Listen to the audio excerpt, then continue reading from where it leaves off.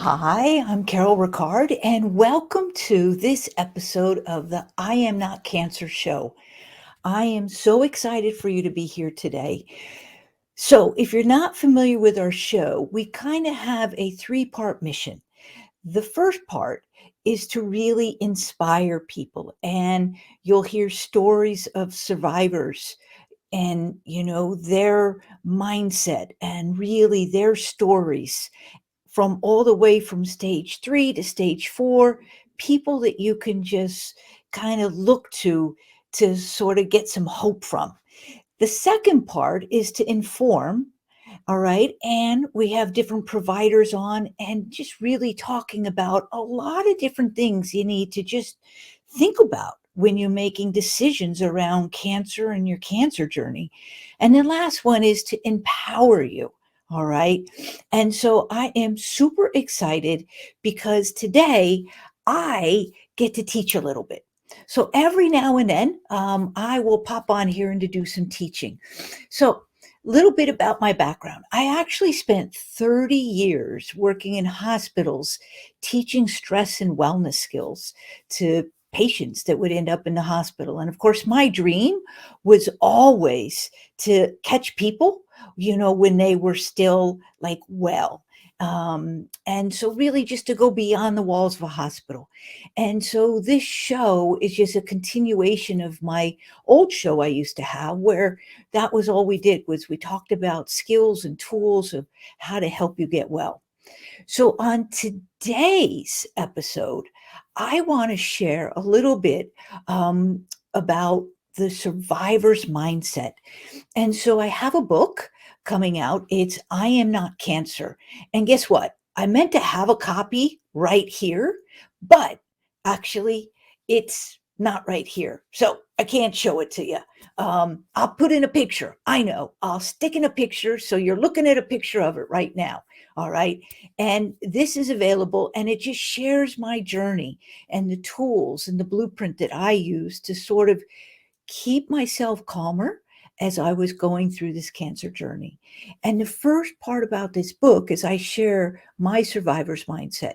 Now, when I was diagnosed with stage 3 uterine cancer back in the fall of 2019, I had two coworkers who I knew were both breast cancer survivors who were 20-year survivors, right? And they were also health professionals like me. And so, I kind of went to both of these ladies and, kind of said, do you have any advice? And interestingly enough, they all told me the same thing, the both of them. It's all about your mindset, Carol. And I have practiced this when it came to my physical health and my mental health for 30 years. And so for me, it was just applying it to my cancer and my cancer journey. And so that is what I want to share with you all on today's episode.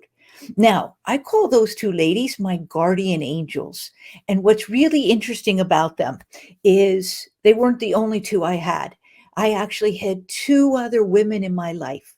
One was a stage 4 cancer survivor, and another was my dearest friend who had lupus for nearly 30 years. And what I loved about both of these women is they didn't let their circumstances or their illnesses define who they were. And in fact, my girlfriend with lupus, you know what? Her health just seemed to deteriorate as the years went on, but she refused to let lupus decide what she was going to do. And my kind of attitude is the same with cancer. All right. Don't let it become you. Don't let it just take over your life. Yes, it is a really big part of your life, but don't lose your life away from cancer.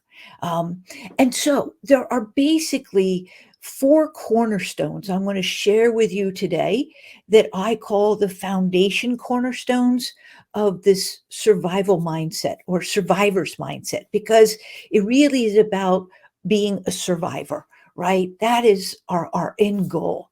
And so before we do, though, there's something that we have to talk about.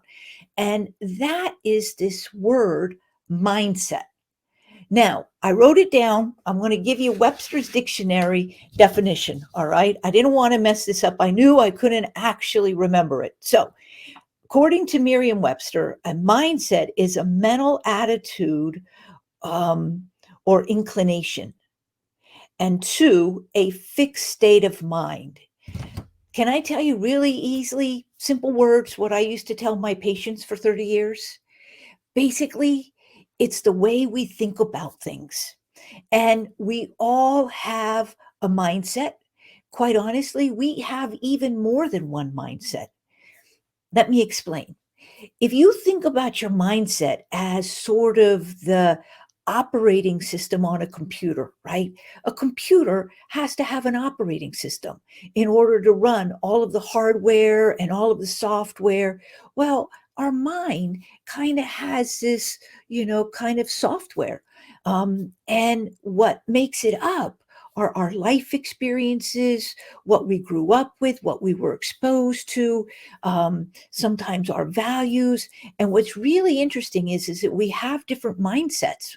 Even if you don't realize you do, truthfully, you do. Because there's your relationship mindset. There's your mindset around money. You have a spiritual mindset. You even have a work mindset, right? And so that is just simply put, it's just a way of thinking about things.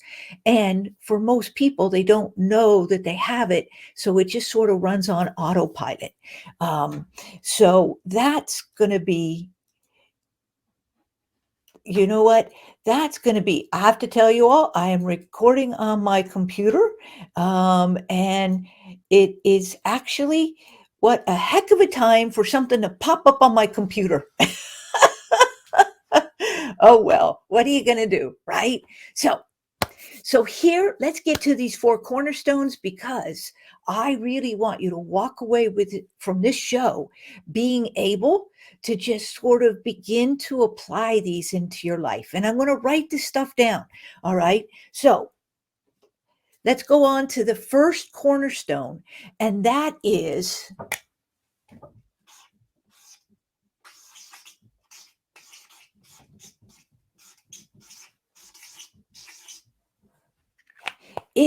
really gratitude. It's being grateful for what we have in our life instead of being able to focus on what we don't have in our life. And I actually came up with this little tool. But before I tell you about that, I want to tell you something about your mind, because, see, it is the power tool. Most people don't realize that our brain has the power to hurt us just as much as it has the power to help us. And the truth is, it's up to us on how we use that. Let me give you an example. Have you ever gone to call somebody, and what ended up happening was you called them several times? You expected them to be there. Maybe it was a family member, or your son or your daughter, but you called, they didn't answer. You called, they didn't answer. They called, they didn't answer. And then all of a sudden, your mind went to, uh-oh, what's wrong, right? Well, I used to do that.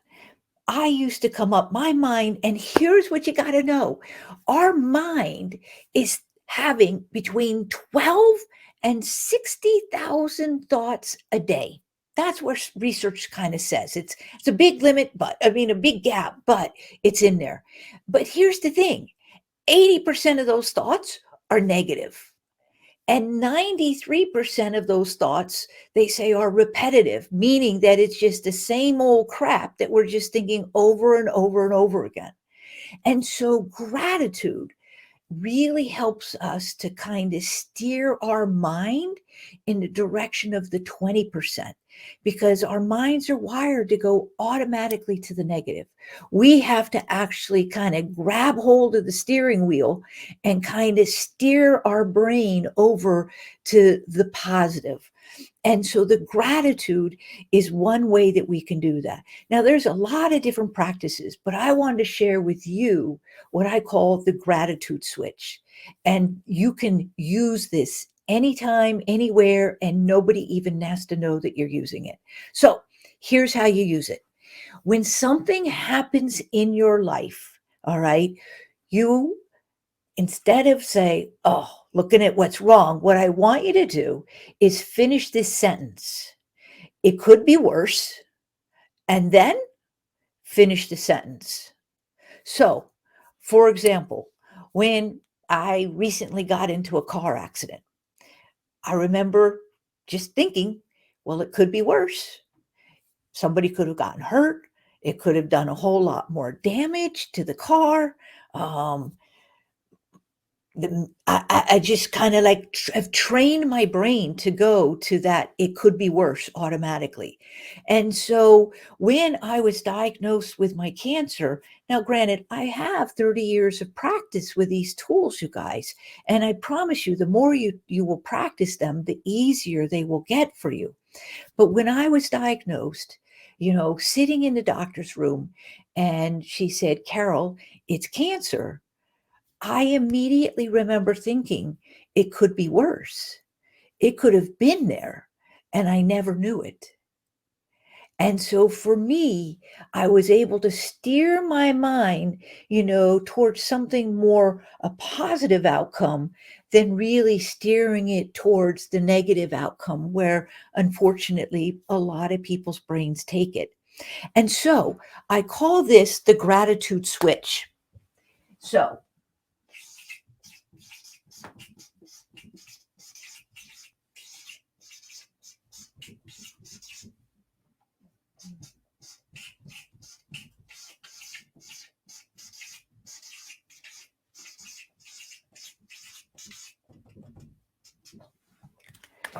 So anytime anything happens in your life, you want to just remember to flip the switch and say, it could be worse.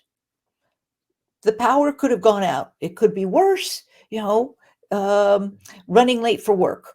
Could be worse. I could have been an hour late for work instead of just 15 minutes. So it's really this quick way of being able to flip the switch. So that is cornerstone number one, and just having and practicing and focusing on gratitude. That brings us to cornerstone number two, which I call wellness. I want to switch colors. So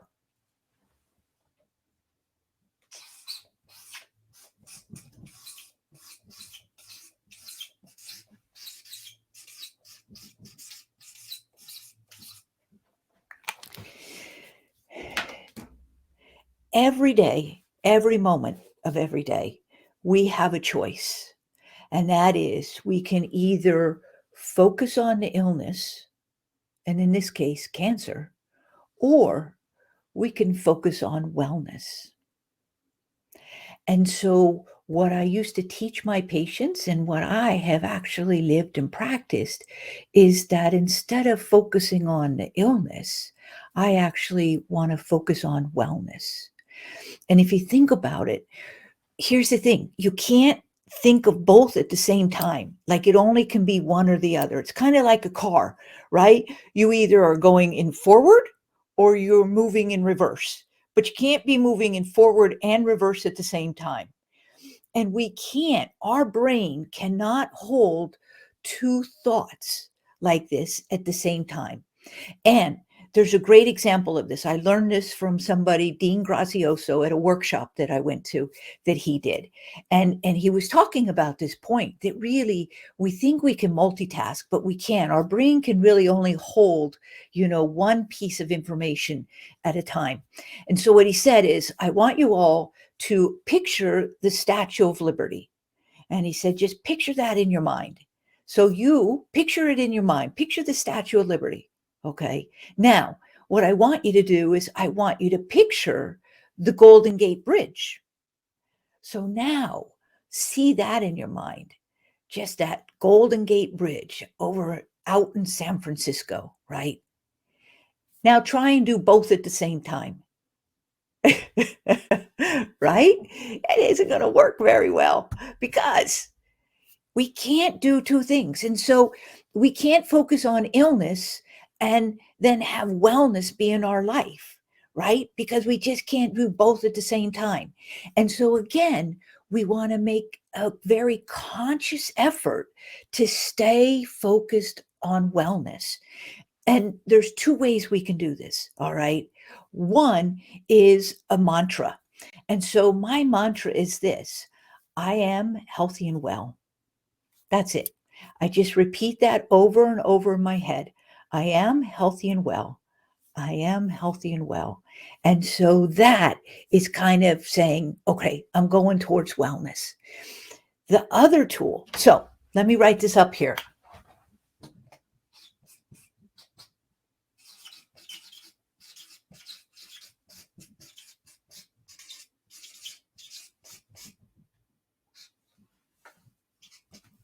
So that is one tool you can use. Pick a mantra and just repeat it over and over and over and over in your head, kind of like a broken record player. And if you're young enough and you don't know what a record player is, then I'm in trouble. Okay, so that brings me to the next tool, and that is what I call the ticket to wellness. All right.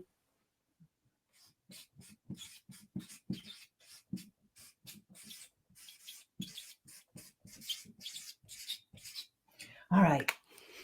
And simply what that is that you want to identify something really, really important to you that you want to look forward to.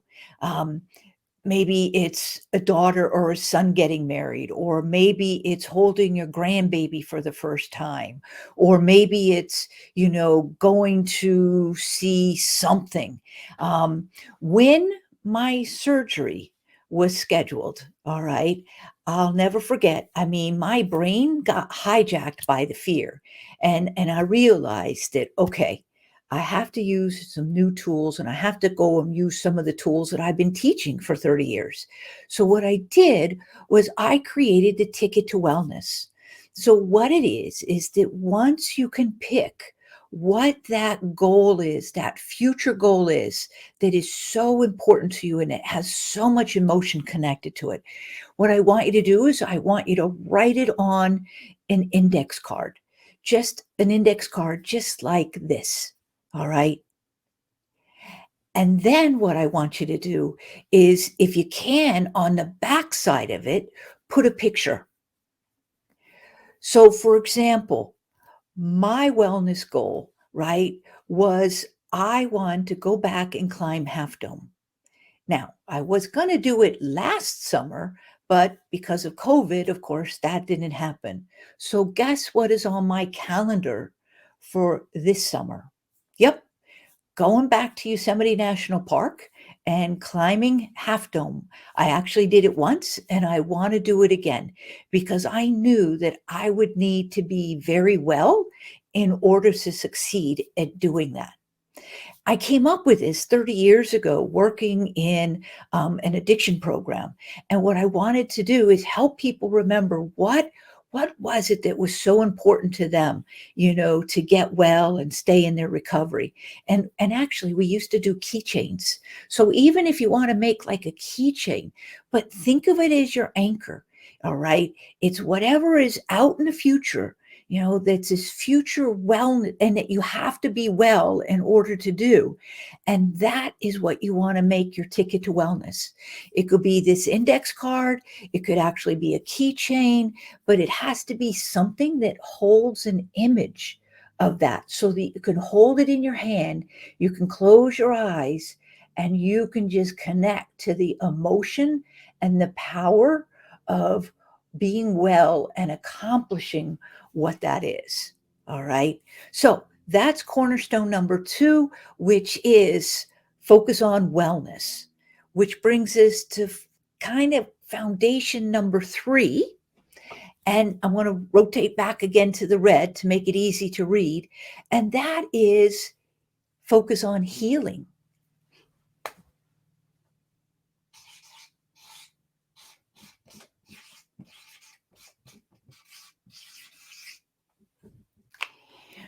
Now, this is a little bit different than wellness, all right? And there isn't a right way or a wrong way, but for me, choosing a healing philosophy was really important because there are two approaches. There are two basically philosophical approaches to kind of cancer and cancer treatment and cancer journeys. One is, you know what, I am gonna I'm gonna fight like hell. All right, I am gonna beat this cancer. It is something that I'm gonna defeat. All right, and on the flip side is about the healing, and it's not fighting my body, but it's actually helping it want to heal from within. And, when I thought about it, ultimately, I was thinking, well, first off, 30 years working in healthcare, I've always helped people to focus on healing, right? Instead of fighting. I believe, just my personal belief is that the more we fight something, sometimes the more fuel we give it. And think of it as energy. Which way, does energy go? So when I was thinking about, well, if I'm fighting, right, then that energy is going outward and it's going away from me. But with healing, I'm actually focusing that energy towards me.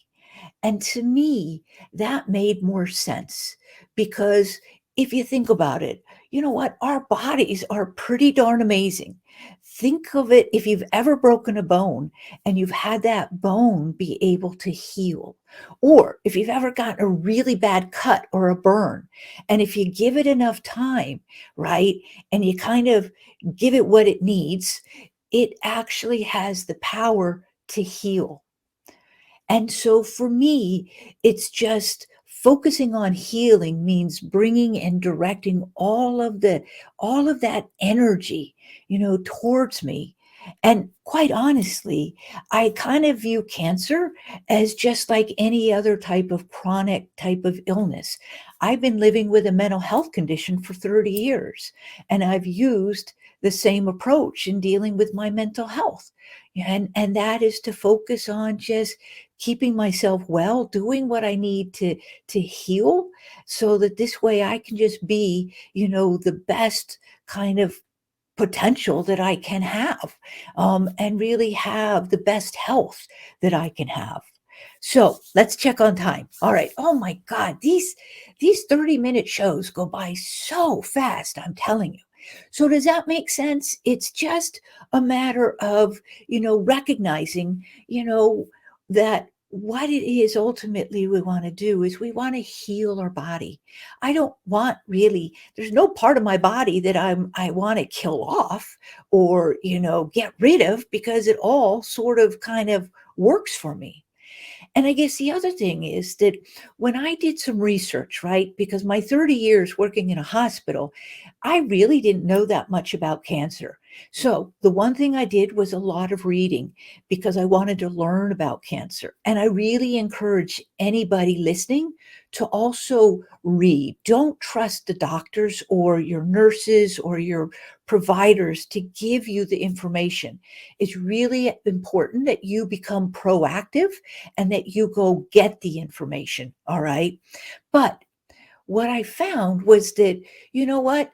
The radiation and the chemo, it can kill the cancer cells that are in my body. It can kill and destroy the cells, of course, that have just sort of conglobulated together.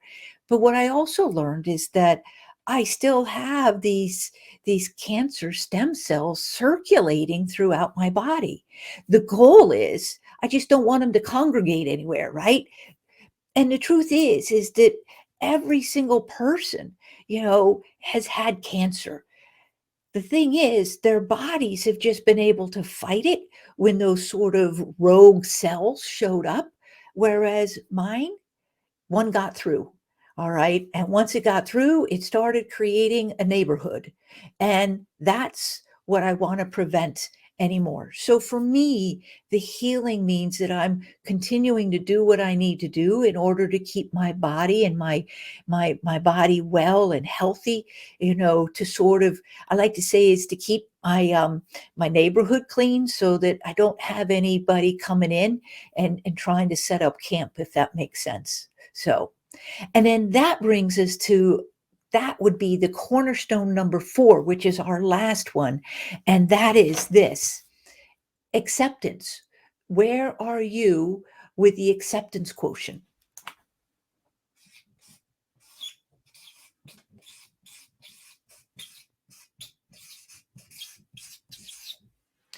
So, people will find themselves at different places, but there are basically 4 stops that we can be at when it comes to this idea of acceptance. All right.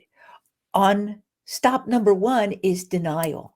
And that could be the person who, let's say, I remember in my book, I use this gentleman, Joe, I think is his name, and his PSA is high. And his doctor wants to do a little bit more testing. So if you're not familiar, prostate cancer, when men have prostate cancer, the PSA, is sort of the marker that they look for. And his doctor keeps wanting to do some other blood tests, but Joe doesn't want to have anything to do with it. And quite honestly, Joe is in just where he's at, is just in denial of there is even a problem. The next step, step number 2, would be resist. And that is, it's there. You kind of see that it's there. You acknowledge that it's there, but there's this part of your mind that just says, I really don't, want to deal with this, right? And in this case, I use the example of a woman who is scheduled, for some, she has her, mastectomy, and then follows up, but then doesn't follow up. And so there's a part of her that, just keeps missing appointments. And that's that sort of inner resistance that our brain is giving us. The next stop is acceptance. And that is, you know what? I have this cancer. I know I need to deal with it. I'm going to do what it is I need to do. All right. And that is the person who says, you know what? I'm going to have the surgery, but I don't want to do the chemo. I'm going to try this other route. All right. And then the last step is embrace. And when somebody embraces their diagnosis, they kind of take it on as sort of saying, you know what? I have this, this is a wake up call. I need to change things in my life. I need to listen to what my body's telling me. It's telling me that what I've been doing isn't working, that I need to stop, and I need to move in a completely new direction. And so those are the 4 steps. Now, here's the thing, there's no one way to acceptance, there's no one road. And quite honestly, we are where we are until we move. But being a part of a support group is a really important reason for actually helping you move. Because I tell you, where you are will make a difference in the outcomes of your treatment. There you have it. Those are the 4 cornerstones of the survivor's mindset.